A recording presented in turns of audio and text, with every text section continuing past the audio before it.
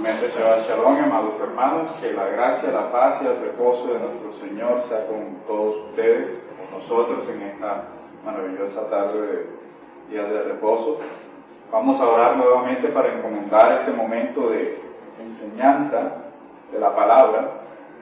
Vamos a disponernos en oración y adoración al Señor. Pues recordemos que no es solamente la alabanza, no es solamente el espacio del cantar, del cántico congregacional, sino que cada vez que enseñamos la palabra del Señor estamos adorando al Señor. Vamos a orar. Padre amado, tú eres nuestro Dios, eres nuestro Creador, eres nuestro sustentador, Padre, eres nuestro Salvador. En esta mañana, Padre, venimos delante de tu presencia, Señor, porque en tu presencia, Padre amado, encontramos plenitud de gozo, Señor. Encontramos deleites a tu diestra por siempre y para siempre, Señor, dice tu palabra.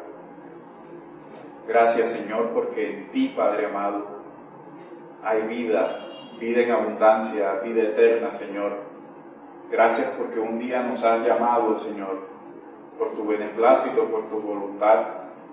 Nos llamaste del reino de las tinieblas en donde estábamos, Señor, y nos trasladaste al reino de tu amado Hijo, en quien ahora, Padre, somos aceptos delante de tu presencia, en quien ahora tenemos redención, el perdón de nuestros pecados según las enormes riquezas de tu gracia, Padre. Gracias, Señor, por esa gran salvación que has obrado, Señor, para tu pueblo y para todos los pueblos, Señor. Que en Cristo es justificado todo aquel que cree, Padre amado. Abre, Señor, nuestro corazón, abre nuestra mente, nuestro entendimiento, Padre amado.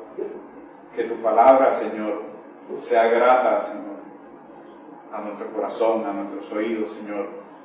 Que seamos renovados, que seamos edificados, que seamos conformados conforme a la imagen de tu Hijo, Señor, el único varón perfecto. Gracias, Padre amado, porque en Él tú nos has perdonado, Señor, y en Él continúas extendiendo, Señor, tu perdón diariamente sobre nosotros, porque cada día pecamos, Señor, consciente o inconscientemente ofendemos el rostro de su majestad, ofendemos, Señor, tu grandeza, tu santidad, Padre amado. Perdona, Señor, nuestros pecados. Renuévanos y límpianos, Señor, cada día, Padre. Se hace viva, Señor, para nosotros esa maravillosa promesa de que si alguno ha pecado, abogado tenemos delante de ti, Señor, a Jesucristo, el justo, quien nos limpia de todo pecado. Ahora, Padre, toma tu palabra, Señor, y usa a tu siervo y edifica a tu pueblo, Padre. En el nombre de tu Hijo amado, nuestro Señor y poderoso Salvador Jesucristo, vivo y verdadero. Amén. Amén. Bueno, amados hermanos, vamos a continuar. Les pido que me acompañen en la lectura en el capítulo 2. Vamos a ubicarnos en el capítulo 2 del Evangelio de Lucas.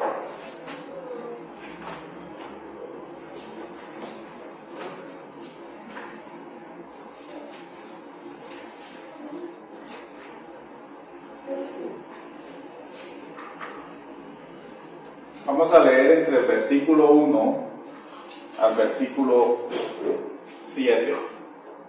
Ya lo habíamos leído en otra oportunidad, pero vamos a leerlo nuevamente para que podamos refrescar algunas cosas y ubicarnos dentro de todo el contexto general de lo que Lucas, el evangelista, nos está diciendo aquí en este capítulo 2. Dice: aconteció en aquellos días que salió un edicto de César Augusto para que se hiciera un censo de todo el mundo habitado. Este fue el primer censo que se levantó cuando Cirenio era gobernador de Siria.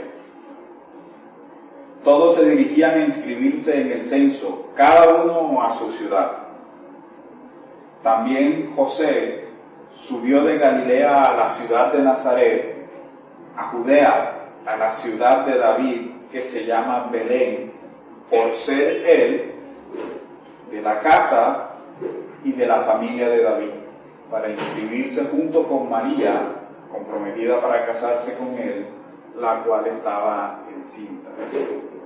Sucedió que mientras estaban ellos allí, se cumplieron los días de su alumbramiento, y dio a luz a su hijo primogénito, lo envolvió en pañales y lo acostó en un pesebre, porque no había lugar para ellos en el mesón. Habíamos dicho anteriormente que lo primero que hace Lucas en este primer episodio del capítulo 2 es ubicarnos dentro de las circunstancias sociopolíticas en que nació el Señor. Es decir, Lucas nos ubica geográficamente, sociopolíticamente, nos dice en días de César Augusto se emitió un edicto, siendo también gobernador de Siria, Cirenio, y ya nos ubicamos históricamente y geográficamente. Es decir, que estos hechos ocurrieron en un punto de la historia específico y nos da referentes, nos habla de César Augusto, nos habla del gobernador de Siria, nos habla de un censo. Entonces, lo primero que hace Lucas es eso, ubicarnos contextualmente, y luego empieza a describirnos una serie de eventos que se dan, como son el anuncio del ángel, el anuncio del nacimiento del Señor por parte de los ángeles, y se presentan una serie de reacciones frente a ese anuncio. Vemos la reacción de los pastores, vemos la reacción de incluso María, al ver que los pastores le cuentan todas esas cosas, una gran manifestación de ángeles anunciando la buena nueva de que había nacido en la ciudad de David el Emanuel profetizado por los profetas. Y dice que ella no sabía qué decir, simplemente guardaba todas esas cosas en su corazón. Y luego llevan al niño a presentarlo al templo para cumplir con lo que exigía la ley, que todo varón, todo primogénito que abriera matriz sería consagrado al Señor. Y se encuentran con un anciano que por disposición del Espíritu Santo había recibido que él no vería la muerte hasta que viera al Mesías, al Cristo del Señor. Y cuando este anciano toma al niño en sus manos, dice: ahora despide, Señor, a tu siervo en paz, porque han visto mis ojos tu salvación, aquella que has preparado en presencia de todos los pueblos, luz para revelación a los gentiles y la gloria de tu pueblo Israel. Y luego de eso, María queda sorprendida, no sabe qué decir, pero guardaba todas esas cosas en su corazón. Luego de eso, en el mismo templo se topa con una viuda de la tribu de Asher, que hacía 80 y tantos años servía en el templo después de haber enviudado. Y esa viuda daba testimonio a todos aquellos que estaban en el templo de ese niño nacido, el Redentor,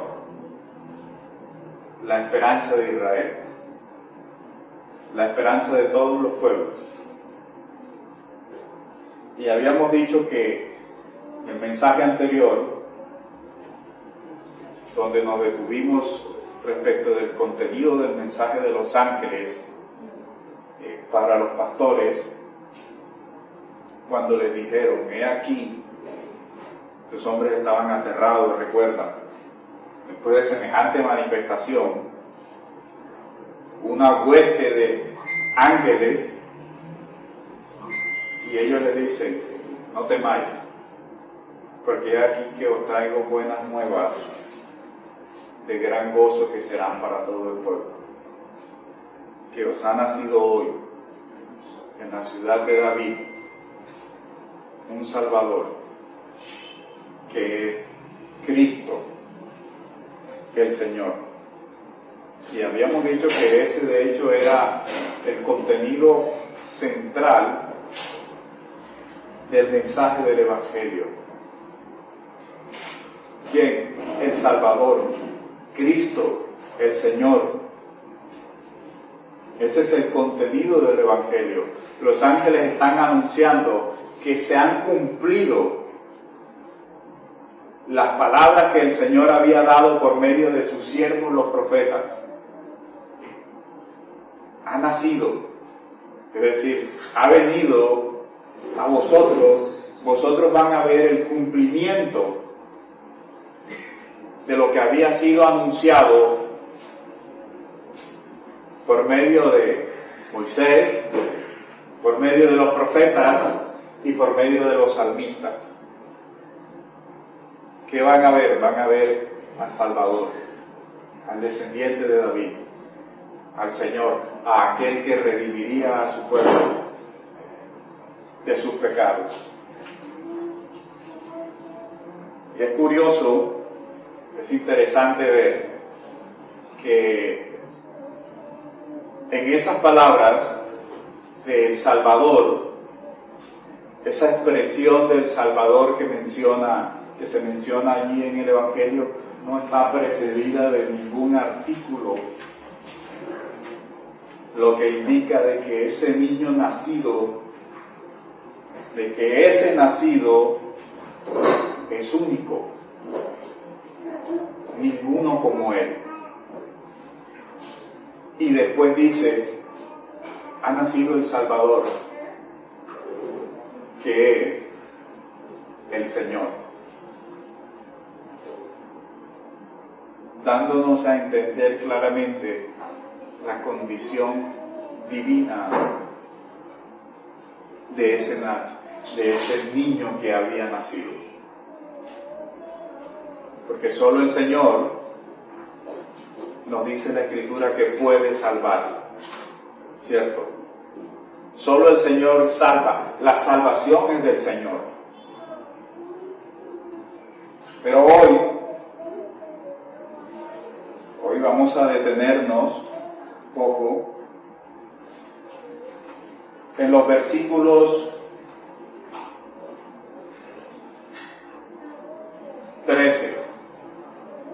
Recordamos cuando iniciamos la introducción al Evangelio de Lucas que habíamos dicho que Lucas tiene 3 grandes cánticos: el Magnificat de María, ya lo vimos, el cántico de Zacarías, que también está en el capítulo 1 entre los versículos 68 y 79, y este tercer cántico que vemos en el versículo 13, el cual dice: de repente apareció con el ángel una multitud de los ejércitos celestiales alabando a Dios y diciendo: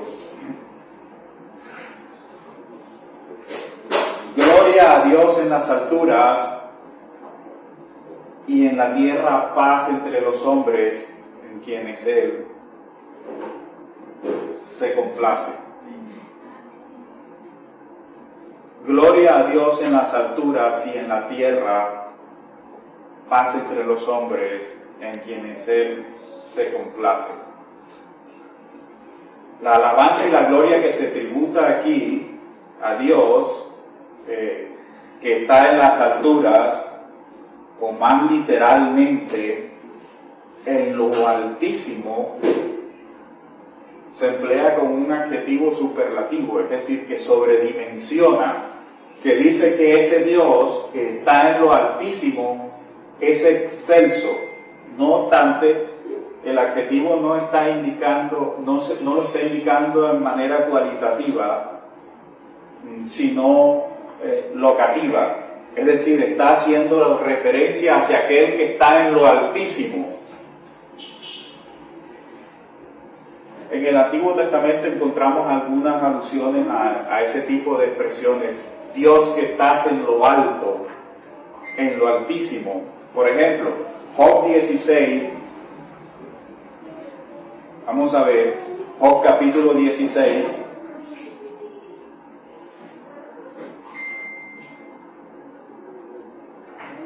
versículo 19.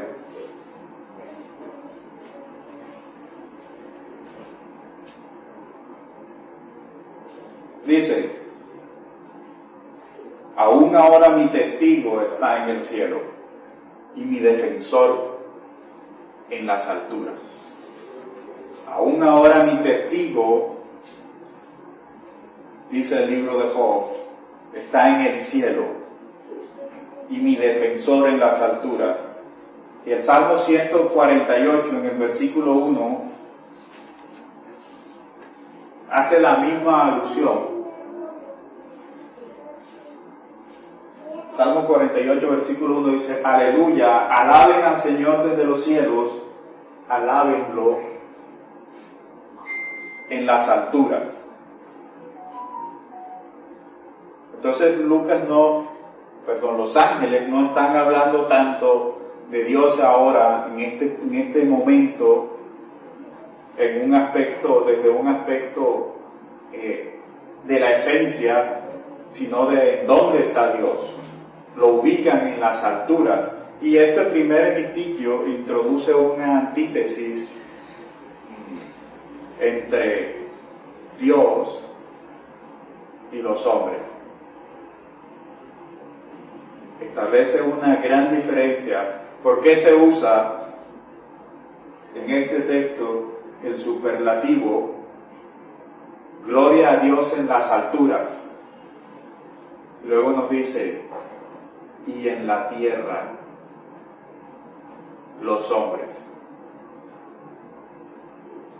Es decir, que se está introduciendo una gran diferencia entre un Dios exaltado que está en lo altísimo y el hombre en la tierra. ¿Y qué era lo que buscaban los ángeles transmitir con esto? Ellos estaban en primer lugar glorificando a Dios por lo que Él es, y lo alaban por lo que Él hace. Y dicen: gloria a Dios en las alturas. Él es el Dios exaltado, aquel que los profetas como Isaías identificaron como el alto, el sublime, el que habita la eternidad.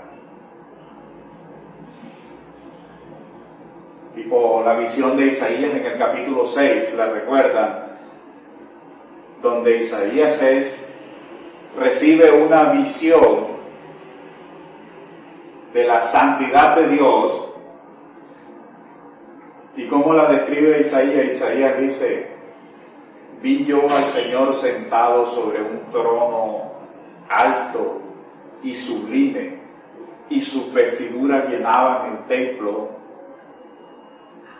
y los quiciales de las puertas del templo resonaban, se estremecían a la voz de los que proclamaban. Mire que todavía en la visión de Isaías, Dios no ha abierto aún su boca. Y dice que todo se estremeció a la voz de los que proclamaban, los querubines diciendo: santo, santo, santo eres tú, oh Señor, Dios de los ejércitos. La reacción de Isaías: ay de mí, que soy muerto, porque soy un hombre de labios impuros, que habita en medio de un pueblo de labios impuros, y han visto mis ojos al Santísimo. Es decir, que esto que está ocurriendo aquí hace una gran diferencia entre un Dios exaltado, excelso, sublime, que está en lo alto y el hombre que está en la tierra. A Dios se le glorifica y se le alaba por lo que Él es y por lo que hace. Los ángeles están proclamando su gloria y están proclamando su gracia. Porque nos está diciendo que ese Dios exaltado, como emplean muchos personajes bíblicos, dicen, se ha dignado. Si recordamos las expresiones de María, cuando ella recibe la visitación del ángel, dice, ¿quién soy yo que Él se ha dignado a mirar la bajeza de su sierva? O como decían los profetas, ¿quién soy yo y quién es mi padre y quién es mi casa para que el Señor me visite? Es una demostración. Lo que vemos aquí es que los ángeles están dando una demostración de que ese Dios exaltado, ese Dios excelso, ese Dios sublime, por su gracia, se digna a visitar a los hombres para salvarlos.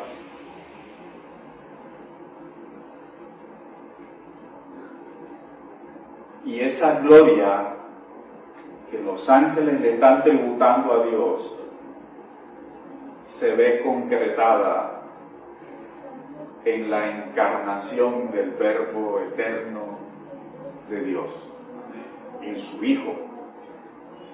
Ellos están dando gloria a Dios porque la irrupción del Verbo de Dios ha entrado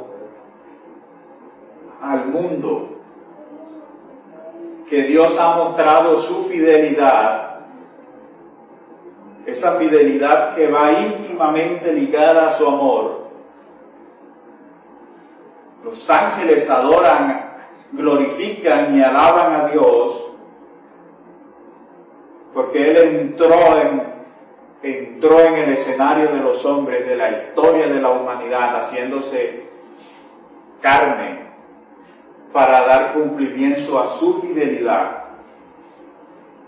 porque ninguna de las palabras que había hablado por medio de sus santos profetas puede fallar.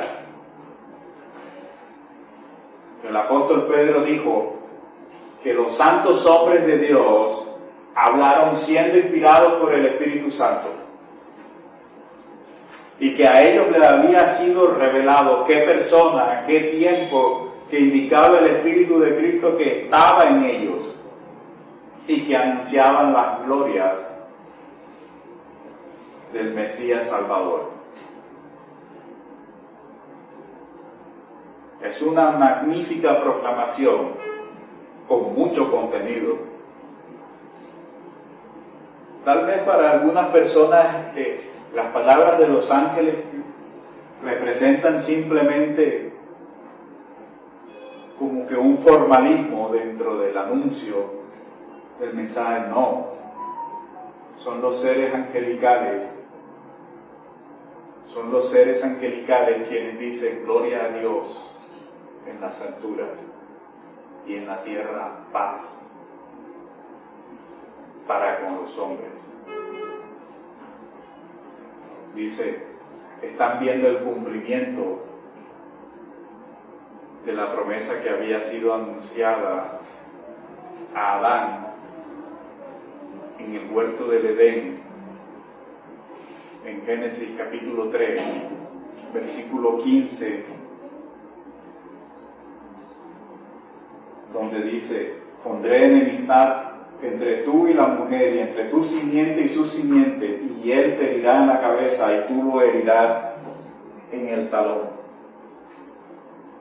Es decir, ese niño nacido sería el que aplastaría la cabeza de Satanás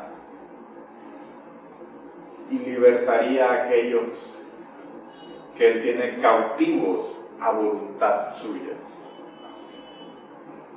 Por eso es que más adelante ese anciano Simeón dijo, ese niño es la luz para revelación, para conocimiento de salvación. Luz para revelación y gloria de tu pueblo y para todas las naciones. Así que esta segunda parte, ahora entramos, habiendo tenido claro esa visión excelsa de Dios en las alturas, del Dios Altísimo. El capítulo que leímos nos presenta una segunda parte. Dios exaltado, Dios excelso, alto, sublime, que habita la eternidad, y el hombre en la tierra. Y esta segunda parte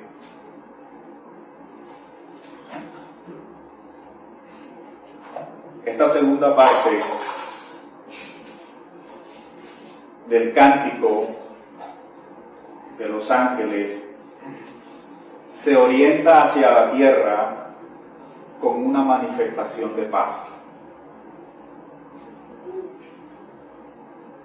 Paz que los hombres no tienen entre ellos ni en ellos. Y basta con mirar el mundo de hoy para ver esa realidad. Paz no hay entre los hombres ni en los hombres. Basta con mirar el índice, refiriéndonos a la paz en los hombres. Basta con mirar el alto índice de suicidio que hay en el mundo. ¿O no? Aquí apenas hace un par de meses no, yo creo que todavía no ha cumplido el mes. Un joven se tiró del tercer o cuarto piso del centro comercial Viva.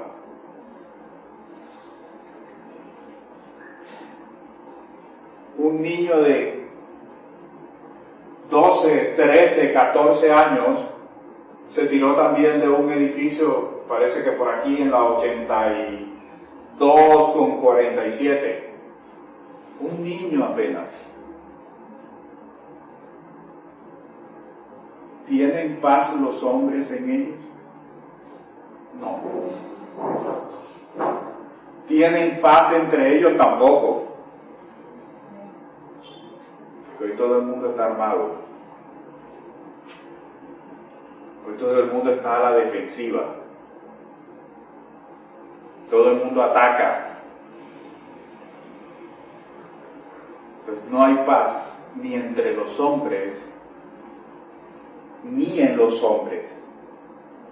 Y no es posible, óigase bien hermano, no es posible encontrar la paz en el mundo. ¿Por qué? No lo digo yo, lo dice el profeta. Y miren que las palabras de los profetas dichas hace tantos años demuestran que la condición, que la palabra de Dios en primer lugar es fiel, que trasciende los tiempos y que es pertinente incluso para el hombre de hoy. El profeta Isaías dijo en el capítulo 48,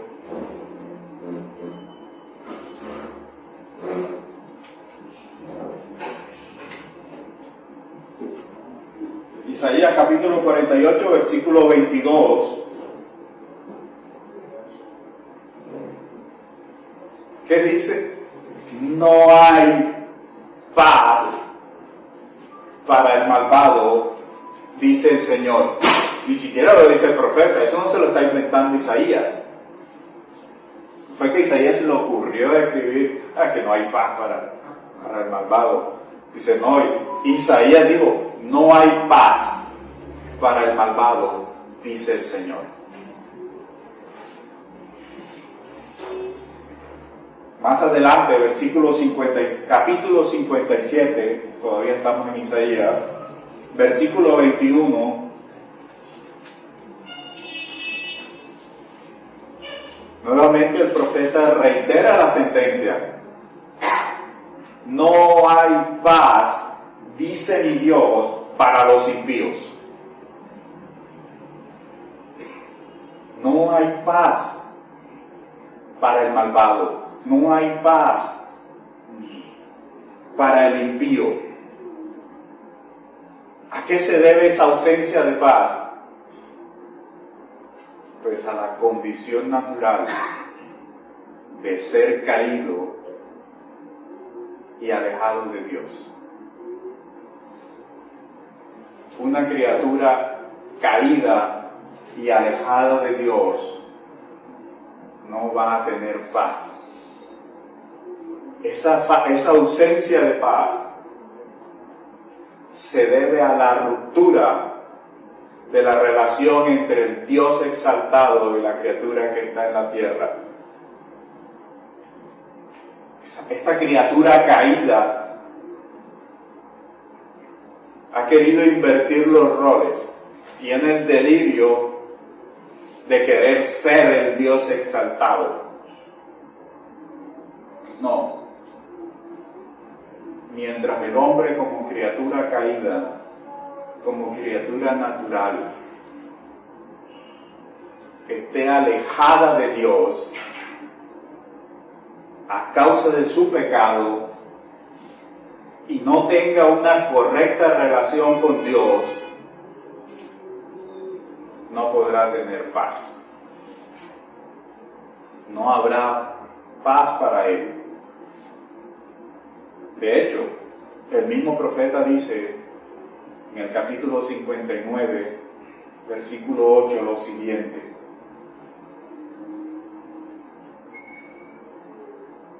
Entonces, capítulo 59, versículo 8. Camino de paz no conoce, no hay justicia en sus senderos. Han torcido a su favor las sendas, cualquiera que ande en ellas no conoce la paz. Mira lo que está diciendo el profeta como portavoz del Señor, que los hombres no han conocido el camino de la paz. ¿Por qué? Porque no conocen a Dios y porque no conocen al Señor, aquel que dijo: ¿quieren paz? Yo soy el camino, la verdad y la vida. Así que no hay paz aparte de Dios. Ese es el mensaje de la Escritura. Aparte de Dios no hay paz. ¿Qué cantábamos ahorita? En Dios solamente está acallada mi alma. De Él viene mi salvación. El Señor es la fuerza de mi vida. No temeré.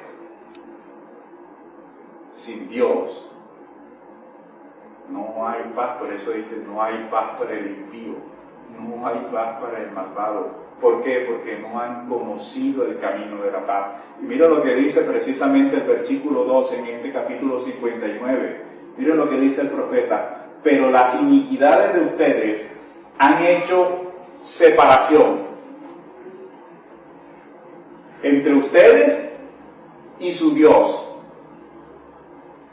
y los pecados le han hecho esconder sus rostros para no escucharlos.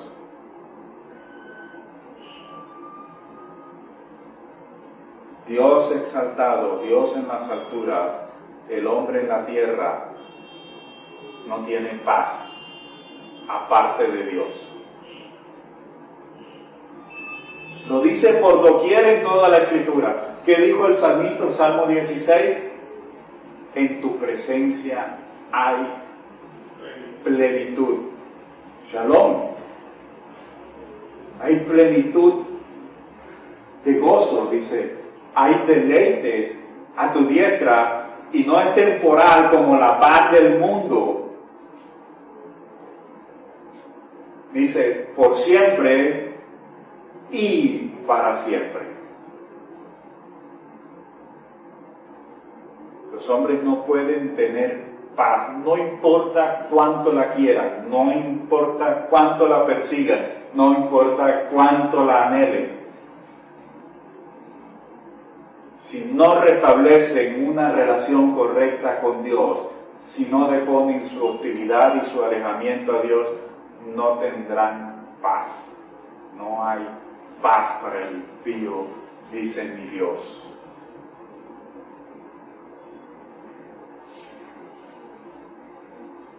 Pero Dios envía al mundo a quien, siendo Dios y hombre, puede hacer la paz y otorgar la paz. Es lo que están diciendo los ángeles. Gloria a Dios en las alturas y en la tierra paz, buena voluntad para con los hombres. ¿Cómo es que Dios muestra esa paz hacia los hombres? Enviando al mundo a aquel que es Dios y hombre a la vez y que puede hacer la paz y otorgar la paz. Juan lo dijo en el capítulo 14, versículo 27.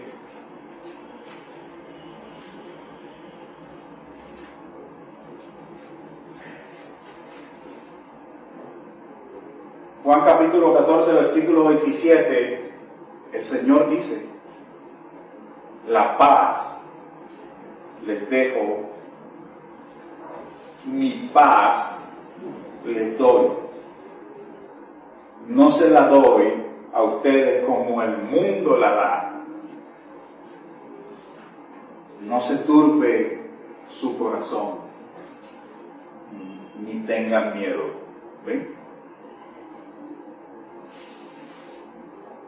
Dios envía al mundo a aquel que es nuestra paz. Es el único que puede hacer la paz y otorgarla. Yo se la doy. Y no la doy como el mundo la da. La paz del mundo es pasajera, es momentánea.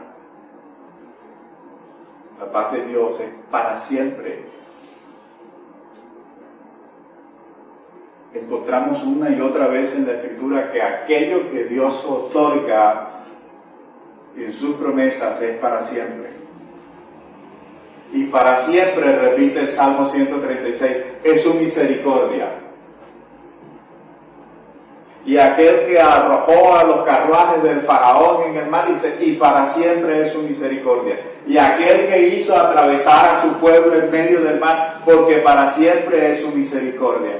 Y a aquel que nos libró de los reyes poderosos que querían destruirnos, porque para siempre es su misericordia.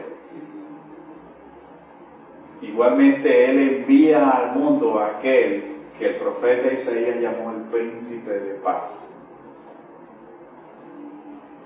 El Mesías de la justicia, el Mesías de la paz. Es decir, que ese niño envuelto en los pañales, en medio de ese establo, no era cualquiera. No era cualquiera, era el Redentor del mundo, el Salvador del mundo. Es aquel en quien la paz resulta de la justificación que tenemos en Dios por medio de Cristo. Pablo lo dice, Romanos 5, versículo 1. Por tanto, habiendo sido justificados por la fe, tenemos paz para con Dios por medio de nuestro Señor Jesucristo. Y por medio de quien también hemos obtenido entrada por la fe a esta gracia en la cual estamos firmes y nos gloriamos en la esperanza de la gloria de Dios.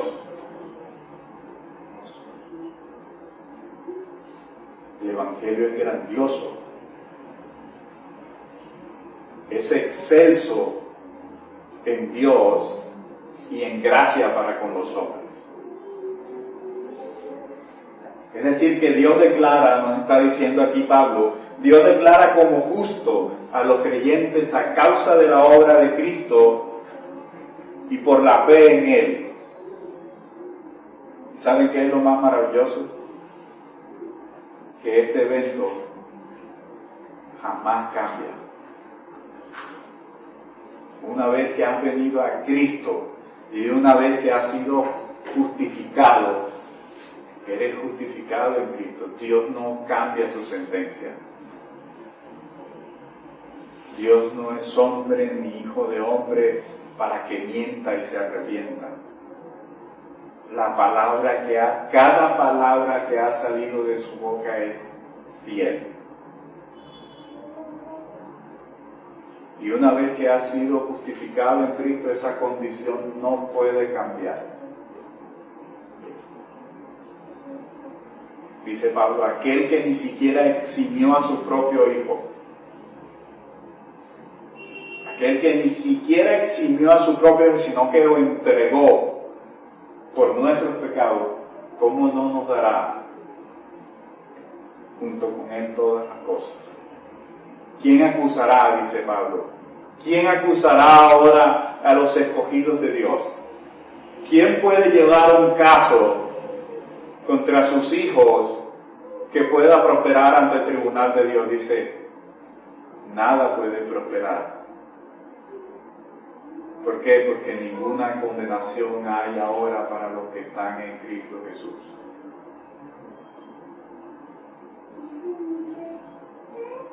Cuando veo esas cosas, yo todavía me pregunto qué es lo que a la gente le aburre del Evangelio.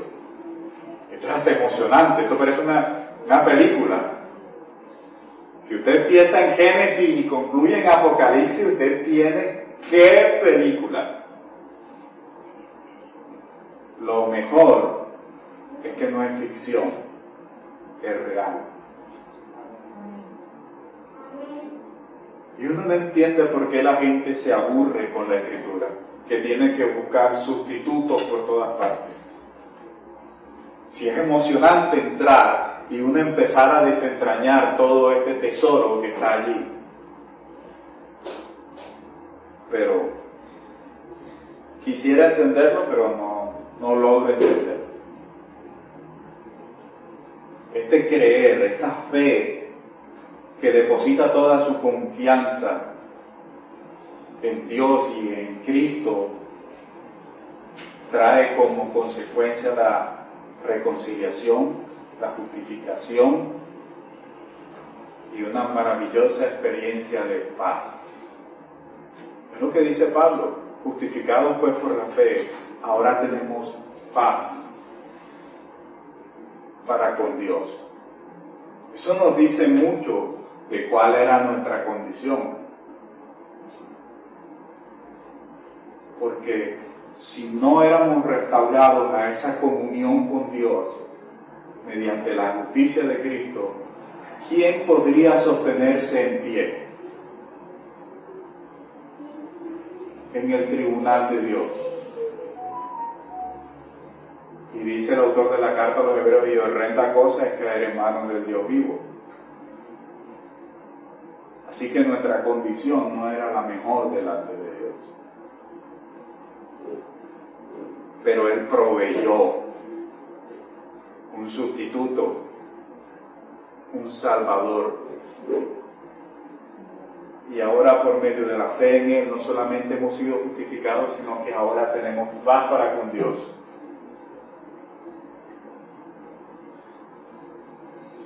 Y disfrutamos de esa posición gracias a la acción de Dios y a la acción de Cristo.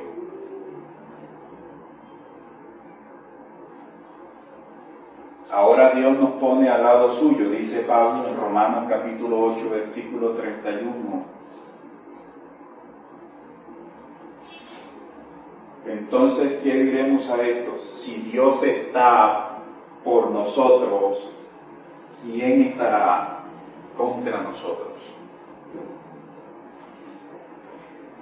Porque el asunto es que cuando estábamos sin Dios, éramos parte igual que esos de quienes el profeta da testimonio diciendo son impíos, son malvados, no hay paz para ellos. Esa era la igual condición que compartíamos. Pero ahora,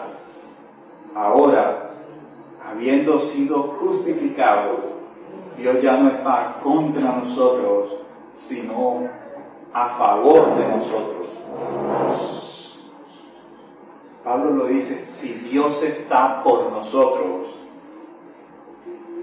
ahora es Dios quien está por nosotros. Ahora es Dios quien, como en tiempo antiguo que guiaba a su pueblo e iba delante de nosotros, ahora Pablo está diciendo lo mismo respecto de nosotros. Ahora, por medio de esa justificación que tenemos en Él, ahora Dios es por nosotros y Él va delante de nosotros. Él va guiando y Él va trazando el camino hasta el último día. ¿Por qué? Porque Él empezó la obra y Él la concluirá.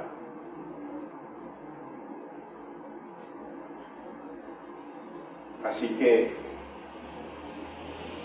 hay un gran mensaje de esperanza, de seguridad, de gozo, de alegría. El Evangelio proporciona todo eso.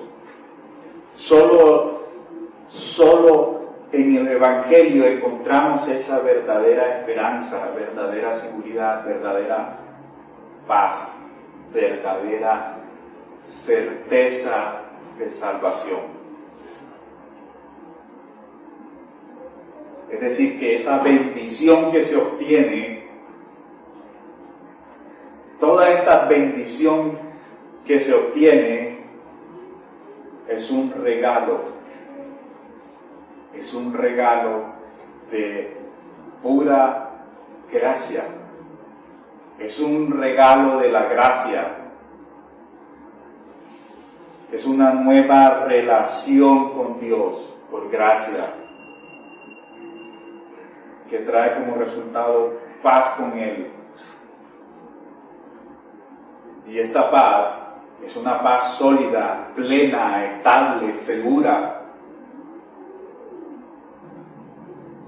El profeta relaciona la paz con el efecto de la justicia y la complementa con la idea de reposo y seguridad. Toda esta paz, dicen el Evangelio, dicen los profetas, es segura y en ella podemos reposar. Isaías capítulo 32 dice, Isaías capítulo 32 versículo 17,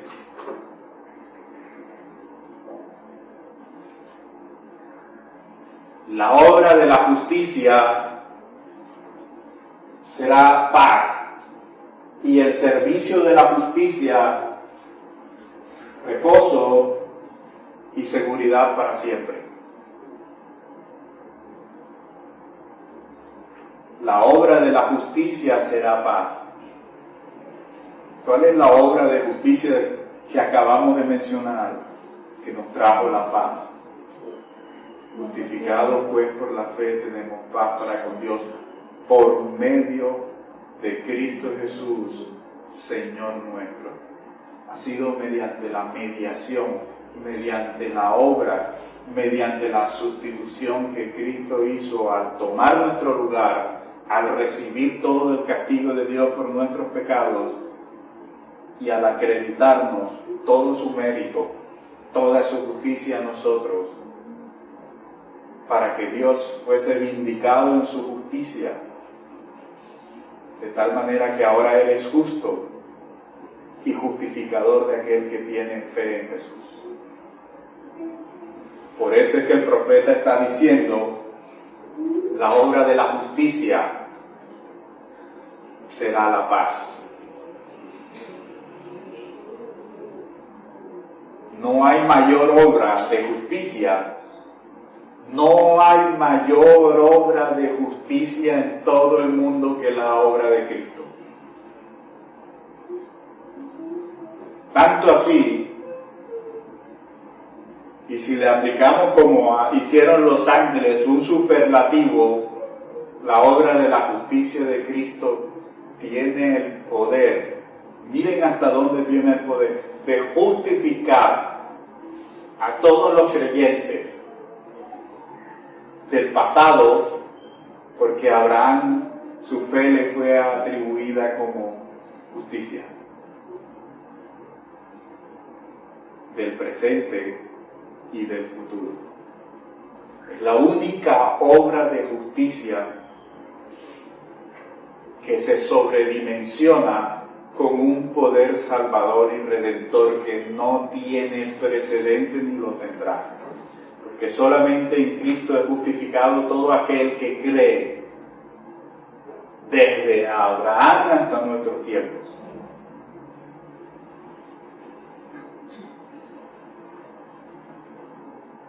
Así que esta paz, este reposo, esta salvación es el regalo admirable que Dios envía desde las alturas. Ese Dios exaltado, excelso, alto, sublime, envía su maravilloso regalo desde las alturas para los hombres que están en el nivel más bajo, en lo terrenal. Si vemos la gran comparación, la gran antítesis que hay, el Dios excelso, el Dios alto, sublime, el Dios santísimo, el Señor Dios de los ejércitos, aquel que ningún hombre ha visto ni puede ver, pero que ha sido revelado, que se ha dado a conocer en la persona de su Hijo Jesucristo. Ese Dios exaltado desde los cielos, desde lo altísimo de su trono, envía un regalo para los hombres.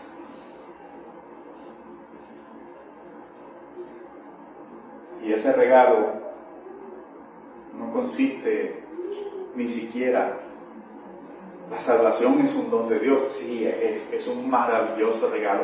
La redención, la justificación, la expiación y todas las bendiciones que conllevan la obra de salvación son un magnífico regalo de parte de Dios, pero no son el regalo, es lo que deriva de el regalo, porque el regalo es que de tal manera amó Dios al mundo que dio a su Hijo amado.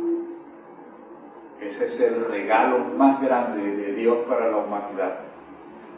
Su Hijo. Pablo dijo en Gálatas 3, porque venido el cumplimiento del tiempo, Dios envió a su Hijo, nacido de mujer, nacido bajo la ley, para que redimiese el mayor don de Dios para la humanidad, es su Hijo, y de allí se derivan sin número de bendiciones para los hombres, entre ellos la paz.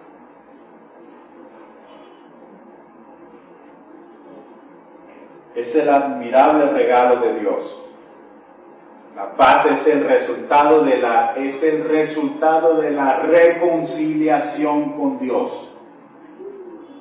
Miren cómo lo expresa el apóstol Pablo en 2 de Corintios capítulo 5, versículos 18 y 19.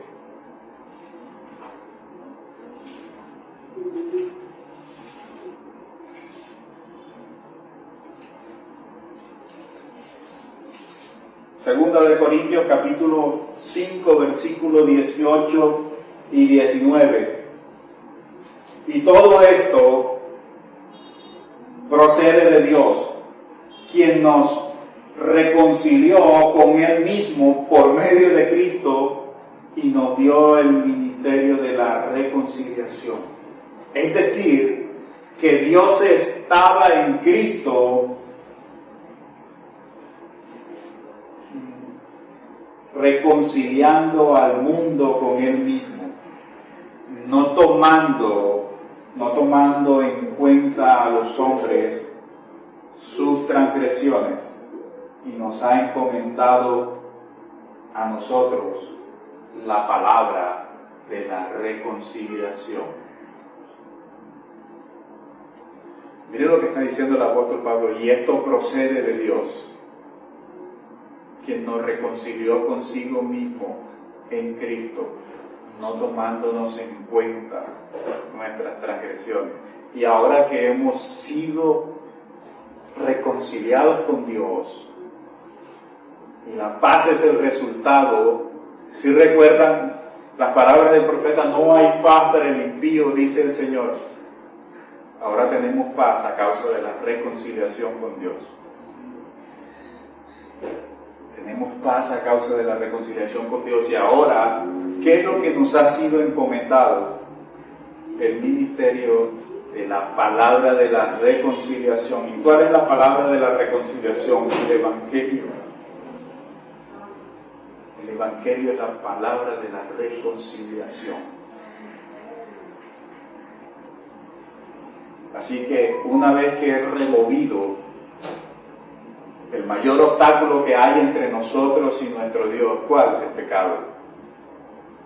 Isaías 59:2 lo acabó de decir: vuestros pecados son los que han hecho separación entre ustedes y nuestro Dios.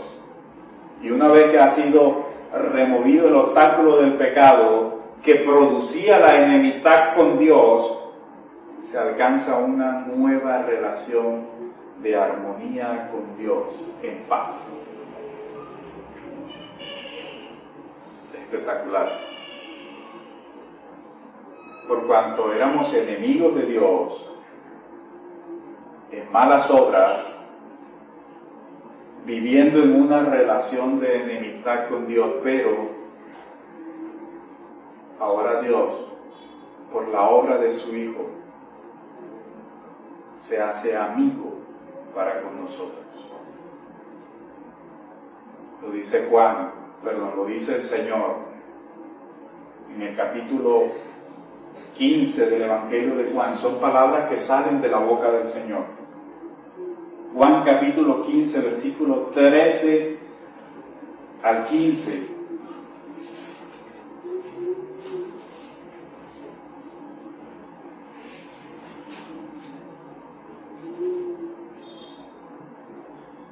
Juan capítulo 15, versículo 13 al 15 dice: nadie tiene un amor mayor que este, que uno dé su vida por sus amigos. Mire lo que está diciendo el Señor. Nadie tiene un amor mayor, más grande que este, que uno dé su vida por sus amigos. Ustedes, y quiero que hagas este ejercicio, hermano, no leas esas palabras como si solamente se las estuviera diciendo el Señor a los apóstoles en ese momento. Son para nosotros también. Ustedes son mis amigos si hacen lo que yo les mando. Ya no los llamo siervos, porque el siervo no sabe lo que hace su Señor, pero los he llamado amigos, porque les he dado a conocer todo lo que he oído de mi Padre. Miren la dimensión de las palabras del Señor. Nos llama amigos, es decir, que aquellos que eran hijos de la ira a causa del pecado, como dice el apóstol Pablo en Efesios 2:3, que éramos hijos de la ira de Dios a causa del pecado. Ahora pasamos a ser hijos de Dios. Como dice en Juan capítulo 1 en el versículo 12, que a todos los que creen en su nombre les dio el derecho de ser llamados hijos de Dios, los cuales no nacieron de voluntad de carne ni de voluntad de varón, sino de Dios.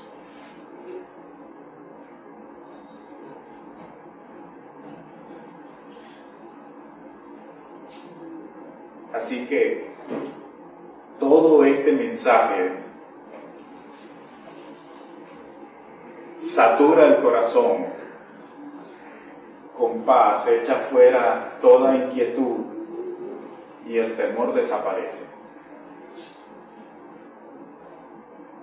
Miren los grandes regalos que Dios da para sus hijos, para su pueblo. Paz en la tierra, buena voluntad para con los hombres. Voy a detenerme un momento para hacer una claridad que es más que todo de tipo textual. A veces no me gusta entrar mucho en materia, pero es importante porque el texto lo contempla. Y es que en la mayoría de sus traducciones, la mayoría de las traducciones hay una serie de variantes, eso se llama variantes textuales. Usted va a encontrar que el texto de Lucas, del capítulo 2, versículo 13, gloria a Dios en las alturas y en la tierra paz entre los hombres en quienes Él se complace.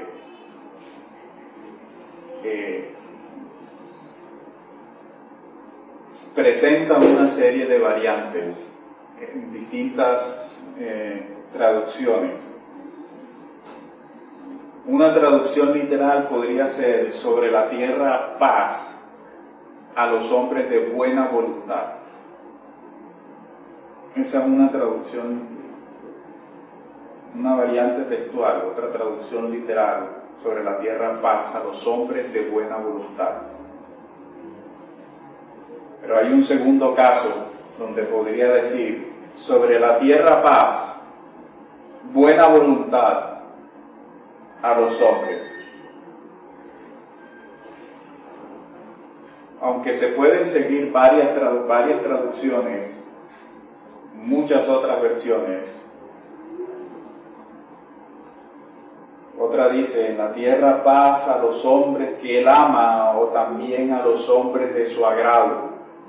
Si usted consulta ese versículo en varias traducciones, va a encontrar que hay, sin duda alguna, una variedad de traducciones. Pero, en boca del Señor, Lucas vuelve a utilizar este término en el capítulo 10, en el versículo 21, refiriéndose al agrado de Dios. En el capítulo 10, versículo 21, se emplea nuevamente el término y dice, en aquella misma hora Jesús se regocijó mucho en el Espíritu Santo y dijo, te alabo Padre, Señor del cielo y de la tierra, porque ocultaste estas cosas de los sabios y inteligentes y las revelaste a los niños. Sí, Padre, porque así fue de tu agrado. El punto es que aquí se está hablando de que aquel que tiene la buena voluntad es Dios. De aquel que tiene un buen agrado es Dios. Y vamos a ver por qué. Porque nos está diciendo el texto, ¿cierto?, que ha sido Dios quien se ha movido a mostrar su buena voluntad. Entonces ya estamos hablando de gracia, ya no estamos hablando de mérito. Estamos hablando de gracia, porque de principio a fin lo que hemos visto es que quien ha actuado con buena voluntad a favor de los hombres en la tierra, aunque no lo merecen, es Dios. Porque de parte del hombre la voluntad solamente ha sido hostil hacia Dios. Así que independientemente de las variantes textuales, debemos tener claro que se debe entender a la luz de toda la Escritura, del contexto de toda la Escritura. Es decir, que la buena voluntad de la que habla allí no es de que los hombres tengan buena voluntad para con Dios. Porque sabemos por el testimonio de la Escritura que eso no es cierto. Basta con leer el Salmo 14. Dice que Dios miró desde los cielos sobre los hijos de los hombres para ver si había algún entendido que buscara a Dios. ¿Qué halló? Ninguno. Dice, todos se corrompieron. Es más, basta con leer, voy a leerlo para ustedes, Romanos capítulo 3,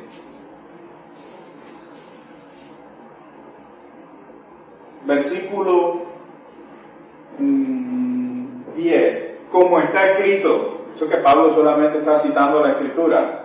Como está escrito, no hay justo, ni aun uno, no hay quien entienda, no hay quien busque a Dios. Todos se han desviado, a unas se hicieron inútiles, no hay quien haga lo bueno, no hay ni siquiera uno, sepulcro abierto en su garganta, engañan de continuo con su lengua, veneno de serpiente hay debajo de sus labios. Es una descripción fatal para hacer las características de una persona. Usted se imagina donde le describieran a una persona con esas características. ¿Qué me puedes decir de fulanito? No, él es un sepulcro abierto, veneno de serpiente hay debajo de la sala. Usted trata de no acercarse a esa persona. Usted se imagina donde dieran una descripción de esa de uno. El hermano Alberto mira, es esto.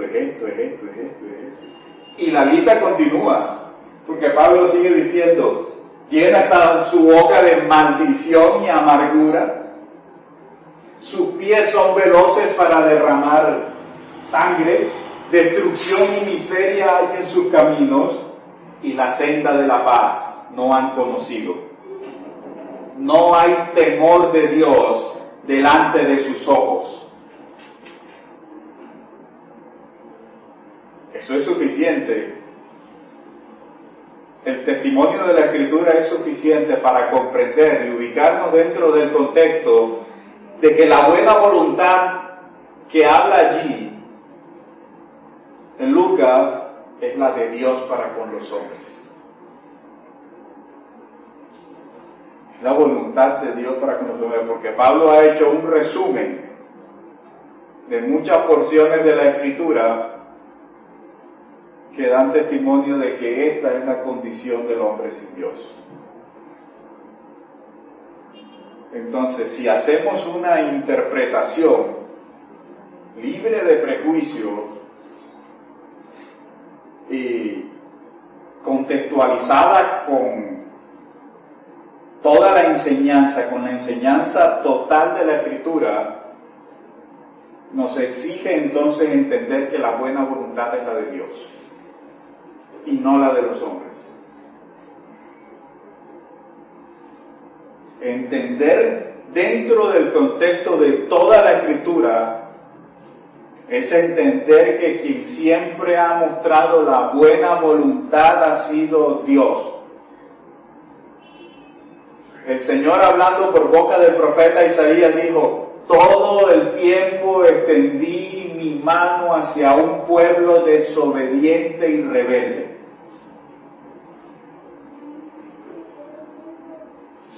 ¿Es el hombre el de la buena voluntad? No, la descripción es desobediente y rebelde. El de la buena voluntad para salvar es Dios. El capítulo 1 de Isaías lo dice también. Son un pueblo que es comparado a una bestia de carga sin entendimiento. Un pueblo que es como una podrida llaga. Son hijos desleales. Y aún así, el Señor dice, vengan y pongámonos a cuenta. No importa cómo sean sus pecados, como la blanca lana serán dejados. Entonces, si examinamos la Escritura en todo su contexto, es imperativo entender que la buena voluntad es la de Dios, no la de los hombres. Es su buena voluntad. Así que hay una variante textual que es la más acertada cuando dice buena voluntad para con los hombres. Gloria a Dios en las alturas y en la tierra paz. Su buena voluntad para con los hombres.